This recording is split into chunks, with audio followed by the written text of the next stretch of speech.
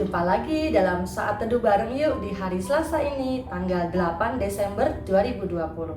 Adapun tema sate kita pada hari ini yaitu gereja sebagai rumah Tuhan. Teman-teman yang terkasih, pernahkah merasakan bagaimana orang sehati dan sepikir membangun rumah ibadah? Secara keseluruhan, orang Kristen itu bukanlah orang yang kaya secara materi. Tapi rasanya nggak pernah ya orang Kristen itu meminta di pinggir jalan untuk bangun rumah ibadah.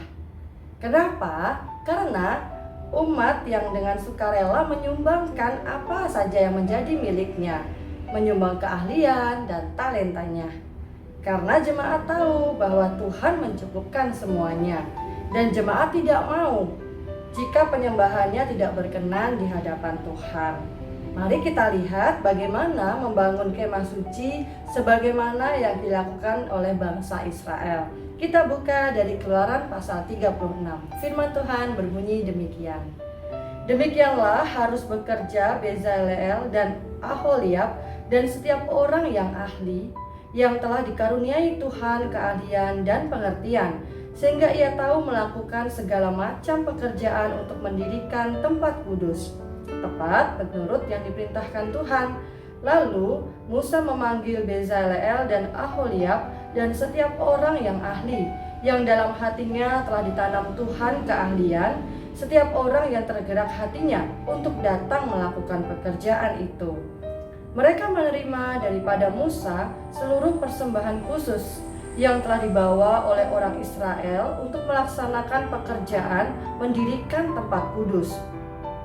Tetapi orang Israel itu masih terus membawa pemberian sukarela kepada Musa tiap-tiap pagi. Dan segala orang ahli yang melakukan seluruh pekerjaan untuk tempat kudus itu datanglah masing-masing dari pekerjaan yang dilakukannya, dan berkata kepada Musa, rakyat membawa lebih banyak dari yang diperlukan untuk mengerjakan pekerjaan yang diperintahkan Tuhan untuk dilakukan. Lalu Musa memerintahkan supaya dimaklumkan di mana-mana di perkemahan itu. Demikian, tidak usah lagi ada orang laki-laki atau perempuan yang membuat sesuatu menjadi persembahan khusus bagi tempat kudus. Demikianlah rakyat itu dicegah membawa persembahan lagi, sebab bahan yang diperlukan mereka telah cukup untuk melakukan segala pekerjaan itu, bahkan berlebih. Lalu semua ahli di antara tukang-tukang itu membuat kemah suci dan 10 tenda dari lenan halus yang dipintal benangnya, dan dari kain ungu tua, kain ungu muda, dan kain kirmizi. Dengan ada kerupnya, buatan ahli tenun dibuat orang semuanya itu. Panjang tiap-tiap tenda 28 hasta dan lebar tiap-tiap tenda 4 hasta. Semua tenda itu sama ukurannya. 5 dari tenda itu dirangkap menjadi 1, dan yang 5 lagi juga dirangkap menjadi 1. Pada rangkaian yang pertama, di tepi satu tenda yang di ujung, dibuatlah sosok-sosok kain ungu tua, dan demikian juga di tepi satu tenda yang paling ujung pada rangkapan yang kedua. 50 sosok dibuat orang pada tenda yang pertama, dan 50 sosok pada tenda yang di ujung pada rangkapan yang kedua, sehingga sosok-sosok itu tepat berhadapan satu sama lain. Dibuatlah 50 kaitan emas, dan disambunglah tenda-tenda kemah suci yang satu dengan yang lain dengan memakai kaitan itu sehingga menjadi satu. Dibuatlah tenda-tenda dari bulu kambing menjadi atap kemah yang menudungi kemah suci. 11 tenda dibuat orang.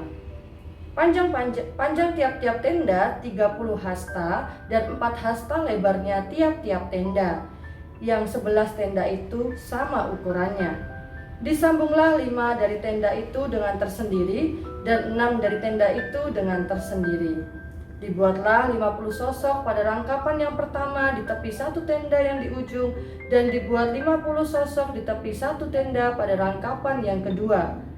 Dibuat oranglah 50 kaitan tembaga untuk menyambung tenda-tenda kemah itu sehingga menjadi satu. Juga dibuatlah untuk kemah itu tudung dari kulit domba jantan yang diwarnai merah, dan tudung dari kulit lumba-lumba di atasnya lagi.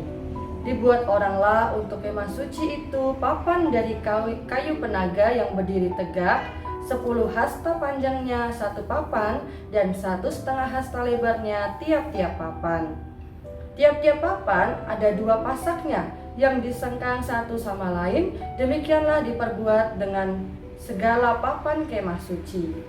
Dibuat oranglah papan-papan untuk kemah suci, 20 papan pada sebelah selatan, dan 40 alas perak dibuat orang di bawah ke-20 papan itu, 2 alas di bawah satu papan untuk kedua pasaknya, dan seterusnya 2 alas di bawah setiap papan untuk kedua pasaknya. Juga dibuat orang untuk sisi yang kedua dari kemah suci, pada sebelah utara 20 papan dengan 40 alas peraknya, 2 alas di bawah satu papan, dan seterusnya 2 alas di bawah setiap papan. Untuk sisi belakang kemah suci pada sebelah barat dibuat oranglah 6 papan. 2 papan dibuat orang untuk sudut kemah suci di sisi belakang. Kedua papan itu kembar pasaknya di sebelah bawah, dan seperti itu juga kembar pasaknya di sebelah atas. Disekat gelang yang satu itu, demikianlah dibuat orang dengan kedua papan yang untuk kedua sudutnya itu. Jadi ada 8 papan dengan alas peraknya, 16 alas, 22 alas di bawah satu papan. Dibuatlah juga kayu lintang dari kayu penaga, 5 untuk papan-papan pada sisi yang satu dari kemah suci, 5 kayu lintang untuk papan-papan pada sisi yang kedua dari kemah suci, dan 5 kayu lintang untuk papan-papan kemah suci yang merupakan sisi belakangnya pada sebelah barat. Dibuat oranglah kayu lintang yang di tengah menjadi melintang terus di tengah-tengah papan-papan itu dari ujung ke ujung. Papan-papan itu disalut dengan emas. Gelang-gelang itu dibuat dari emas sebagai tempat memasukkan kayu-kayu lintang itu, dan kayu-kayu lintang itu disalut dengan emas. Dibuatlah tabir itu dari kain ungu tua dan kain ungu muda, kain kirmizi dan lenan halus yang dipintal benangnya, dibuat dengan ada keruknya buatan ahli tenun. Dibuat oranglah untuk itu 4 tiang dari kayu penaga, dan disalutlah itu dengan emas, dengan ada kaitannya dari emas. Lagi dituanglah 4 alas perak untuk tiang itu. Juga dibuat oranglah tirai untuk pintu kemah itu dari kain ungu tua, kain ungu muda, kain kirmizi dan lenan halus yang dipintal benangnya, tenunan yang berwarna-warna. Dan kelima tiangnya dengan kaitan untuk tiang itu, disalutlah ujungnya dan penyambung-penyambungnya dengan emas, dan kelima alasnya itu adalah dari tembaga. Nah teman-teman yang terkasih, coba kita lihat ya, semua tatanan dalam gereja kita, semua ada maknanya loh teman-teman. Ada bentuk, ada warna, dan disesuaikan dengan tahun liturgi. Demikian juga kemah suci, Allah mengatur semuanya itu dengan cermat, sehingga kemah suci itu jadi kudus dan berwibawa. Disebutlah ukurannya dengan hasta teman-teman.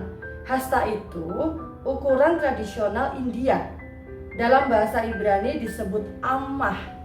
Kira-kira sehasta itu yaitu panjang lengan dari siku sampai jari. Itu ukuran standarnya ya teman-teman ya, sekitar 45 cm.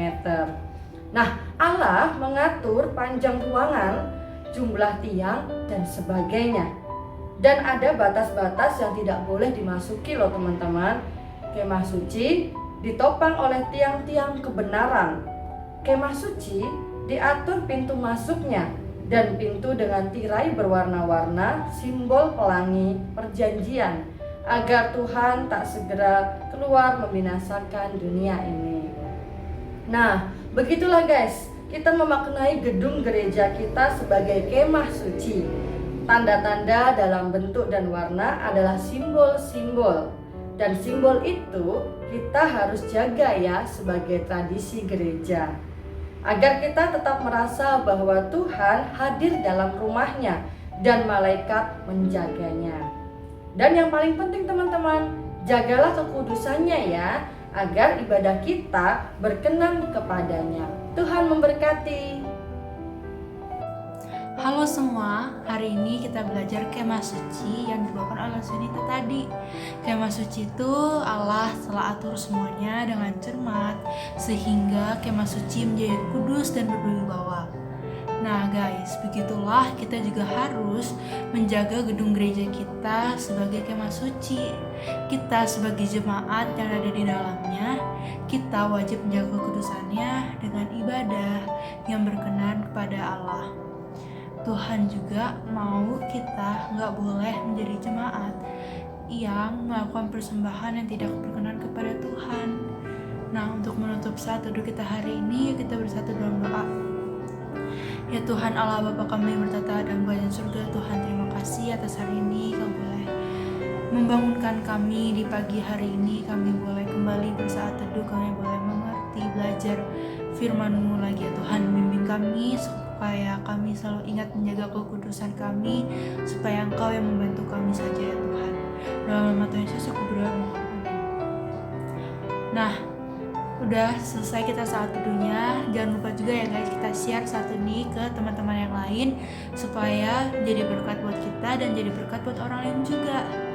Nah, jangan lupa juga setiap hari Sabtu jam 7 malam kita akan ada Zoom Fellowship. Linknya akan dibagikan ke teman-teman sekalian melalui grup WA atau grup Line. Nah, kalau kalian punya pergumulan atau permasalahan, kalian bisa DM Instagram kita. Nanti akan dijawab oleh Ko Ivan dan Loseyun. Jangan lupa juga untuk dengerin podcast kita yang membahas tentang 10 pergumulan anak muda Kristen. Jangan lupa saat teduh besok lagi di channel YouTube ini ya. Bye, God bless ya teman-teman. Tuhan Yesus memberkati. Bye. Oke guys, kembali lagi bersama kita di obrolan santuy anak milenial. Nah, di sini tempat kita semakin mengenal Tuhan, terutama pada zaman ini loh. Hai.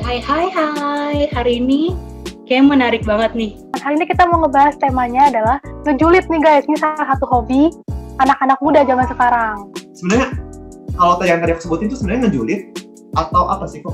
Nih kenapa sih anak-anak zaman sekarang itu tuh suka banget kalau nggak julid dia gibah. Artinya kalau kita nggak tahu masalahnya, jangan lekas-lekas memberi penilaian buruk kepada orang lain. Kenapa kita nggak mulai dengan ngedoain dulu gitu ya? Waktu mau ngejulit, enggak ya, Tuhan ciptain gue bukan buat ini. Waktu gue lagi mau gibah, akan keinget, enggak ya, Tuhan ciptain gue bukan buat gibah. Janganlah pernah kita menjelekkan orang lain, karena kita membutuhkan orang lain, dan karena kita ini bukan orang yang sempurna seperti yang memang kita pikirkan bahwa kita bisa segalanya.